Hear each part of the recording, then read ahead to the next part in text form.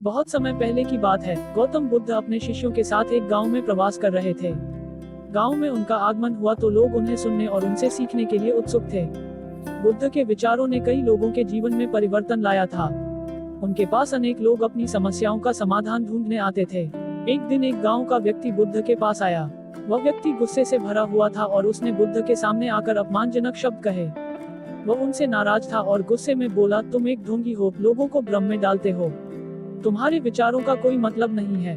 तुमने मेरे परिवार के कुछ सदस्यों को अपने प्रवचनों में शामिल कर लिया है और अब वे तुम पर विश्वास करते हैं। बुद्ध ने उसकी बातों को बहुत शांतिपूर्वक सुना और उसके प्रति कोई प्रतिक्रिया नहीं दी। उन्होंने न तो गुस्सा दिखाया, न ही उसे डांटा।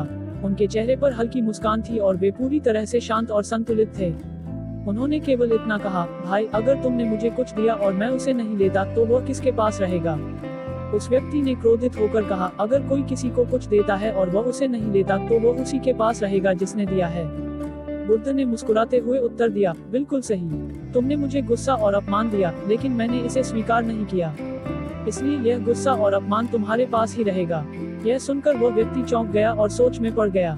उसे यह समझ में आया कि उसका गुस्सा और नफरत उसे ही नुकसान पहुंचा रहे थे, जबकि बुद्ध अपनी शांत स्थिति में बने रहे। उसने बुद्ध के चरणों में गिरकर उनसे क्षमा मांगी और उनसे सीखने की इच्छा प्रकट की। इस कहानी से हमें यह सीखने को मिलता है कि मानसिक रूप से मजबूत बनने के लिए हमें दूसरों के नकारात्मक शब्दों और भावनाओं से प्रभावित नहीं होना चाहिए। हमारे पास यह शक्ति होती है कि हम किसी भी परिस्थिति में अपने मन की शांति बनाए रखें। बुद्ध ने हमें सिखाया कि जीवन में समस्याएं और चुनौतियां आएंगी, लेकिन उनका सामना शांत मन से करना ही मानसिक शक्ति की निशानी है। जब हम अपने मन की स्थिति को नियंत्रित करना सीख जाते हैं, तब बाहरी परिस्थितियां हमें प्रभावित नहीं कर पाती। सिद्धांत हैं जो मानसिक मजबूती की दिशा में हमारी मदद कर सकते हैं। उनके विचार हमें सिखाते हैं कि मानसिक शांति और संतुलन प्राप्त करने के लिए किस तरह से सोचना और व्यवहार करना चाहिए। यहाँ कुछ प्रमुख बातें हैं जो मानसिक रूप से मजबूत बनने के लिए महत्वपूर्ण हैं। धैर्य का अभ्यास करें। धैर्य एक ऐसा गुण है जो मानसिक मजबूती को बढ़ाता है। जीवन में अनेक बार हमें कठिनाइयों का सामना करना पड़ता है। ऐसे में धैर्य रखना हमें सकारात्मक दृष्टिकोण अपनाने में मदद करता है। बुद्ध ने अपने जीवन में असीम धैर्य का उदाहरण प्रस्तुत किया। स्वीकार्यता। जीवन में हमें कई चीजें ऐसी मिलती हैं जो हमारी उम्मीदों के विपरीत होती हैं। इन चीजों को स्वीकार करना और उनसे सीख लेना मानसिक मजबूती की निशानी है। बुद्ध ने हमें सिखाया कि जब हम किसी चीज को स्वीकार करते हैं तो हम अपनी आंतरिक शांति को बनाए रखते हैं। विचारों पर नियंत्रण। हमारे विचार ही हमारे कार्यों को निर्देशित करते हैं। यदि हम नकारात्मक सोचते हैं तो हमारा व्यवहार भी नकारात्मक हो जाता है। बुद्ध ने सिखाया कि हमें अपने विचारों को नियंत्रित करना चाहिए और नकारात्मकता से दूर रहना चाहिए। इससे हम मानसिक रूप से मजबूत बन सकते हैं। करुणा और प्रेम। बुद्ध ने हमेशा करुणा और प्रेम का संदेश दिया। उन्होंने कहा कि जब हम दूसरों के प्रति करुणा रखते हैं तो हमारा मन शांत रहता है। करुणा न केवल दूसरों को बल्कि हमें भी मानसिक शांति प्रदान करती है। यह हमें गुस्से और द्वेष से मुक्त रखती है। ध्यान और आत्मनिरीक्षण। ध्यान और आत्मनिरीक्षण का अभ्यास करने से हम अपने मन की गहराइयों को समझ सकते हैं।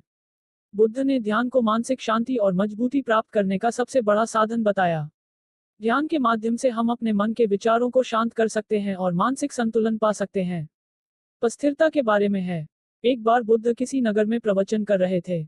उनके प्रवचनों से नगर के लोग बहुत प्रभावित हुए, परंतु एक व्यक्ति था जो बुद्ध से घृणा करता था। वह उनके विचारों को नहीं मानता था और उनके प्रति द्वेष भाव रखता था। उस व्यक्ति ने सोचा कि वह बुद्ध का अपमान करके उनकी प्रतिष्ठा को धूमिल करेगा। उसने बुद्ध के प्रवचन के समय ही उन्हें भरी सभा में अपमानित करना शुरू कर दिया। उसने बुद्ध को अपशब्द कहे और उनसे बुरा व्यवहार किया। लेकिन बुद्ध ने एक बार फिर अपनी शांति और मुस्कान को नहीं खोया। बुद्ध ने उस व्यक्ति से पूछा, अगर कोई व्यक्ति तुम्हारे घर में आकर तुम्हें एक उपहार दे और तुम उसे न लो तो वह उपहार किसके पास रहेगा। वह व्यक्ति बोला, वह उपहार उसी के पास रहेगा जिसने उसे दिया है। बुद्ध ने कहा, ठीक उसी प्रकार जब तुम मुझे अपशब्द और क्रोध दे रहे हो और मैं उसे स्वीकार नहीं कर रहा हूँ, तो वह क्रोध और अपशब्द तुम्हारे पास ही रहेंगे। इस उत्तर से उस व्यक्ति की आंखें खुल गईं। उसने महसूस किया कि उसका क्रोध केवल उसे ही नुकसान पहुंचा रहा था।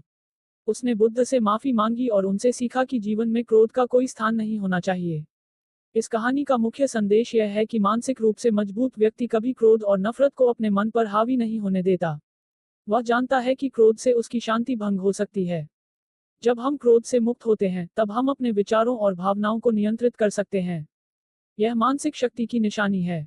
गौतम बुद्ध की कहानियां हमें यह सिखाती हैं कि मानसिक रूप से मजबूत बनना एक निरंतर अभ्यास है। हमें अपनी सोच और दृष्टिकोण को बदलना होगा, नकारात्मकता से मुक्त होकर जीवन को सकारात्मक रूप से देखना होगा। जब हम ध्यान, आत्मनिरीक्षण और करुणा का अभ्यास करते हैं, तो हम मानसिक रूप से अधिक मजबूत और संतुलित बन सकते हैं। बुद्ध के जीवन से प्रेरणा लेकर हम यह सीख सकते हैं कि कैसे कठिन परिस्थितियों में भी शांत और स्थिर रहना है। उनकी कहानियां हमारे जीवन में मार्गदर्शक की तरह काम करती हैं और हमें मानसिक रूप से सशक्त बनने के लिए प्रेरित करती हैं।